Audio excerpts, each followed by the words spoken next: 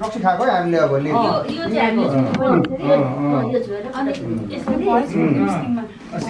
सिक्नु पर्यो नि हामी मान्छेलाई बुहारीहरूले नि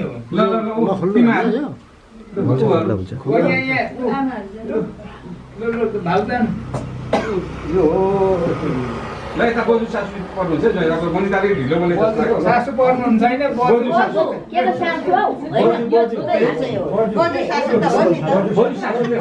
पर्नुहुन्छ त होइन नि